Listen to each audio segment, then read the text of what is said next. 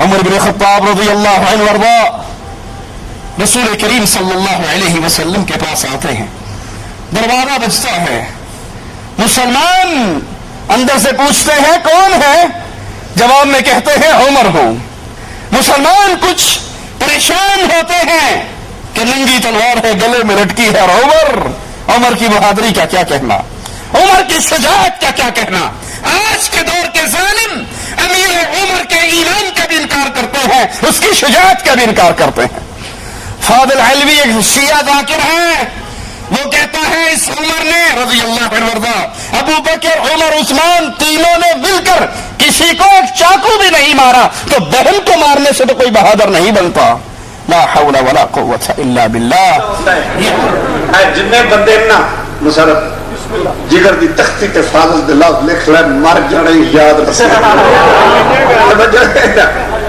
یہودی اپنے پاس کھچے کتا نبی آ جائے, یہودی سوچے بھی اگے تا وڈیا نا سائیں اور ہوں نبی ال جانا پیا. جتنے بندے رسول دے نال آئے نا انہاں کول ہور تے کسے جنگ وچ بندہ مویا کوئی. میں قرآن دی قسم غازی دا عالم سامنے جڑا بندہ مینوں کسے روایت وچ وکھایا نا بنا رل کے بھی کسے نوں چاقو ماریا ہے.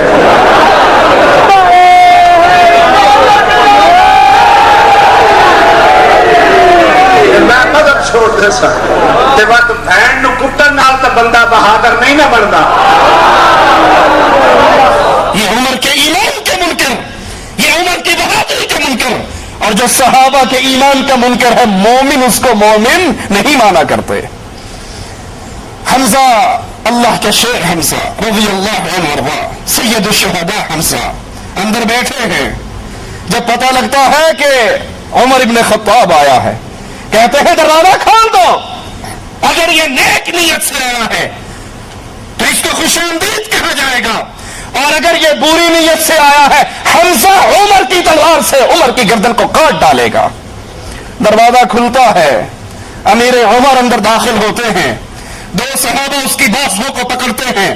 آقا علیہ السلام کہتے ہیں عمر کی بازوؤں کو چھوڑ دو. اٹھ کر عمر کے دامن کو پکڑ کے جھٹکتے ہیں اور کہتے ہیں عمر ایمان لے آؤ, اسلام لے آؤ. فوراً آواز لگاتے ہیں اشہد ان لا الہ الا اللہ واشہد ان محمد رسول اللہ.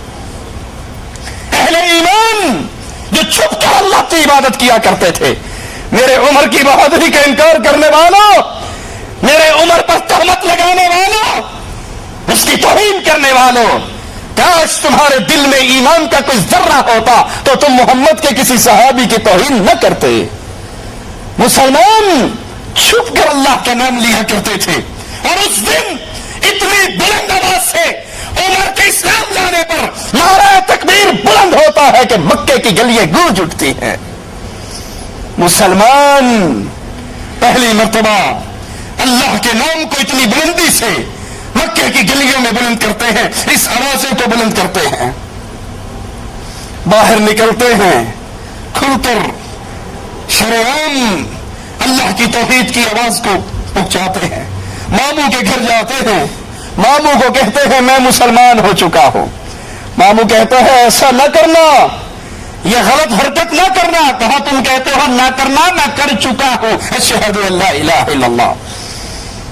ماموں گھر سے نکال دیتے ہیں. ایک اور قریش سردار کے پاس, قریشی سردار کے پاس جاتے ہیں,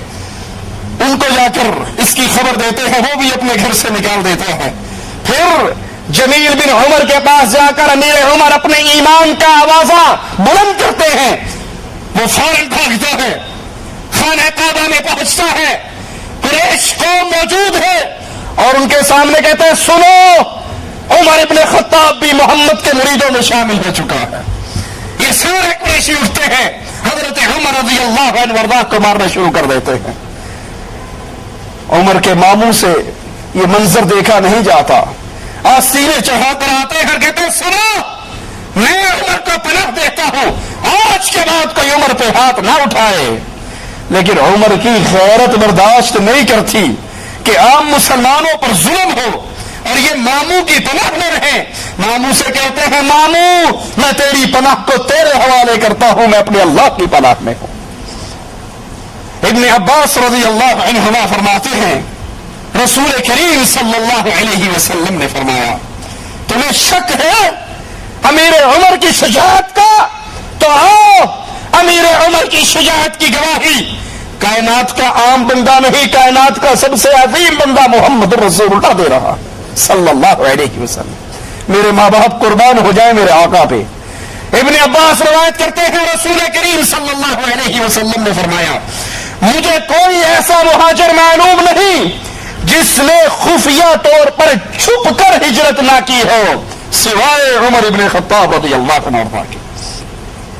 ہر مسلمان نے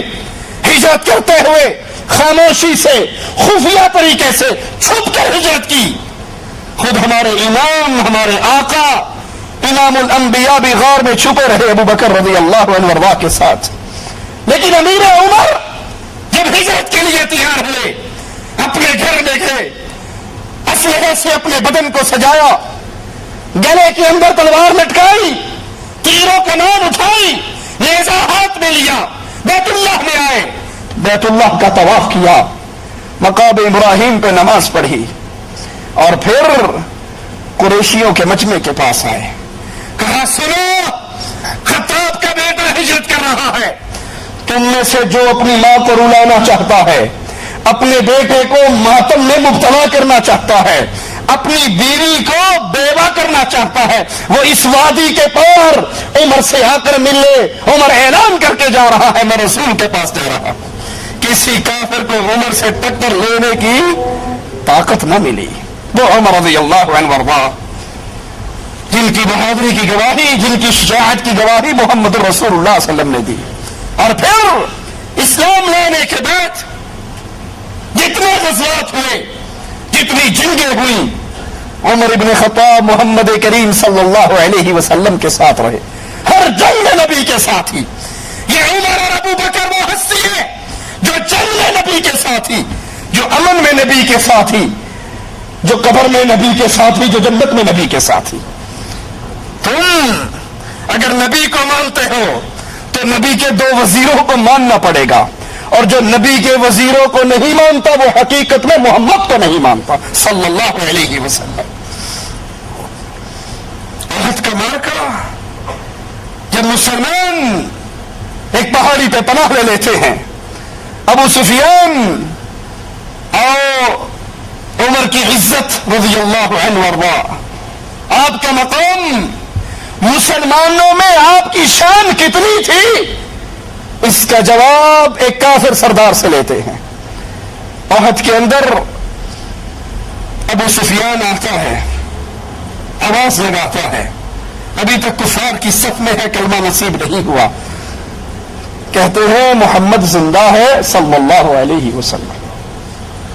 آقا نے کہا خاموش رہو کوئی جواب نہ دے ابو سفیان میرے نبی کا نام لینے کے بعد پھر یہ نہیں پوچھتا علی زندہ ہے عباس زندہ ہے حسن زندہ ہے حسین زندہ ہے پوچھا محمد زندہ ہے جواب نہیں ملا فوراً کہا ابو بکر زندہ ہے وہ بھی جانتا تھا محمد کے بعد مقام ہے تو ابو بکر کا ہے رضی اللہ عنہ وارضاہ خاموشی رہی پھر پوچھتا ہے عمر زندہ ہے یا مارا گیا جواب نہیں ملتا کنارہ لگاتا ہے آقا کہتے ہیں خطاب کے بیٹے جواب دو